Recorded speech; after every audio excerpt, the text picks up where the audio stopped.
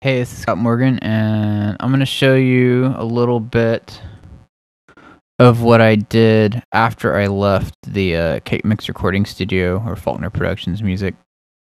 I really wanted to get into the game industry, so what I did was I worked on a demo using a technology that was kind of up and coming back then called DirectMusic, and DirectMusic enables you to write music that changes every time you hear it and can respond to user input, which is really good for games. I was really excited about that whole idea of writing interactive and adaptive music instead of just writing music that sounds the same every time you listen to it.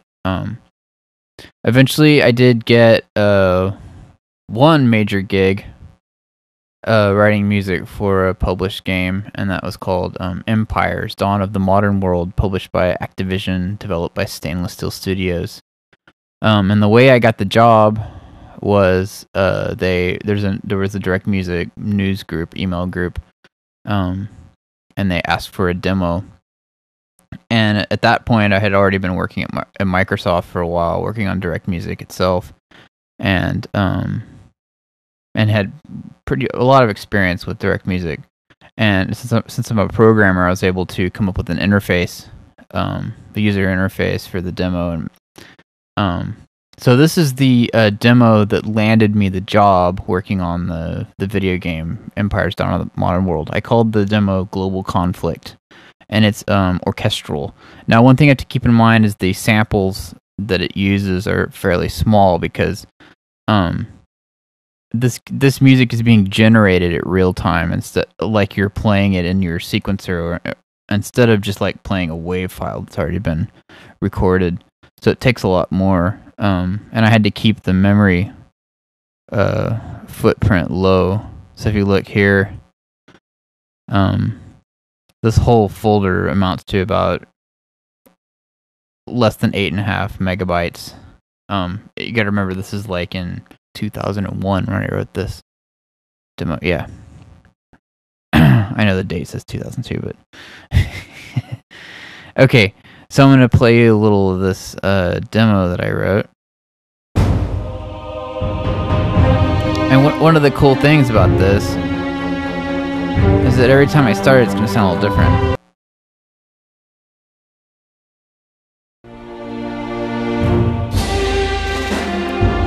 But as far as the game or the program knows, it's calling the exact same piece of music.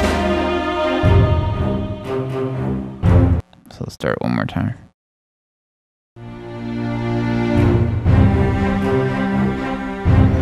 And then, you can do things like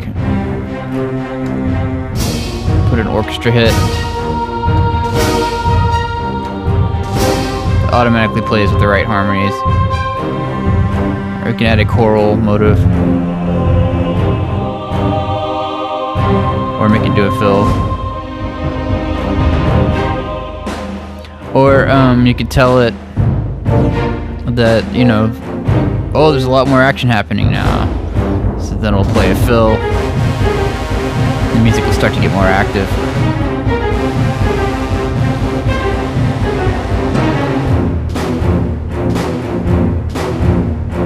Or you could say, hey, things are really peaceful now.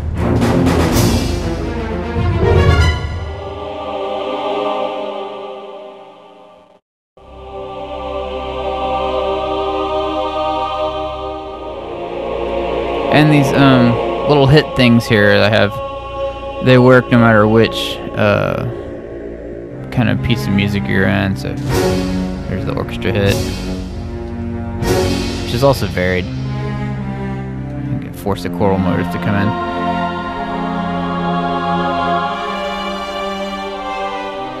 You can tell it to play an ending. So I was going to show you a little bit of the authoring environment that I was working in and how I was put together this music. So what's cool is this music is actually like in a lot of cases just a 4-bar loop, which is very, very short. And here's the trombone section. Here's one variation that they might play, and I'll just solo them so you only hear them.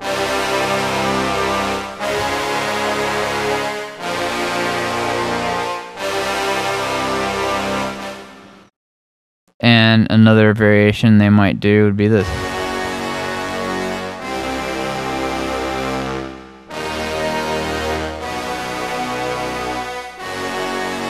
And then you can hear all the other instruments that have variations that are playing against that. So let's hear that same one.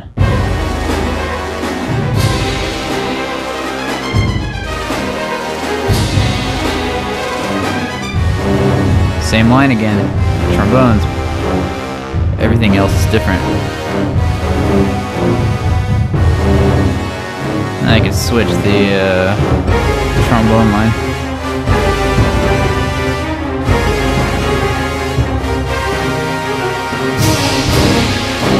And we could look at the string parts, and you'll hear different variations of the string. I mean, of the horns coming in over the string. So let's like pick a string line here.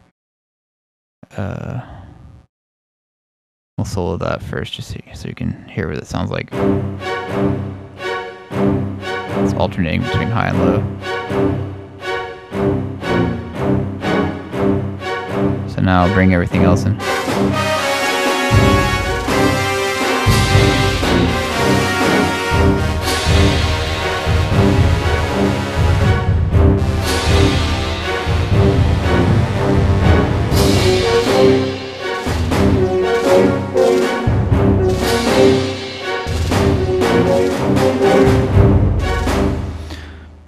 So, and then, here's like a... Anyway, so that particular one, the chords are kind of built into it, but some of the music that I wrote for the game has variable chord progressions. And you can actually like map out what chord progressions are legal for it to go through. So you just write the basic patterns like you saw, but you'd write it against one chord, and then you define the chord progression in this editor. And usually I start with the main key, and then I have like a middle point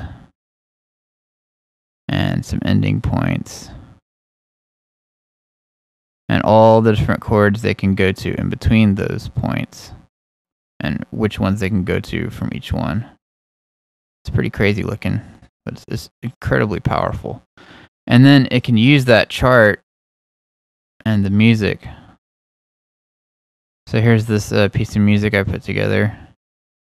And it's using one of those patterns we were looking at earlier. I want to show you the different variations. But here, this is just one particular path of chords that it could pick. And if you click this little dice button, it generates another set of chords from that. And I've got it set so that it'll pick a new chord progression every time you play. So let's listen.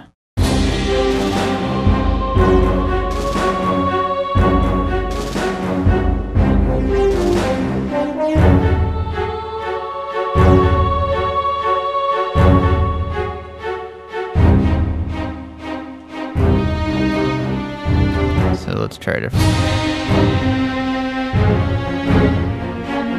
So, and you're also hearing different patterns coming in and out.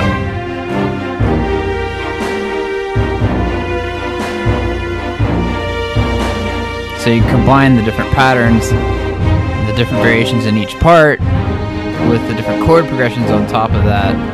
It's pretty powerful stuff.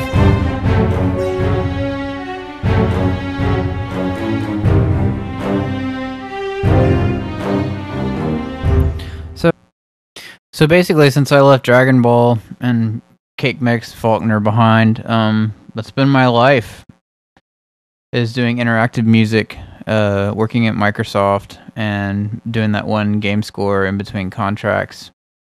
It's been really cool stuff to work on. I worked on a program called Exact, which is kind of similar to DirectMusic, except it just deals with waves and not MIDI data like you were looking at there. Anyway, hope you enjoyed it. Thanks. Bye-bye.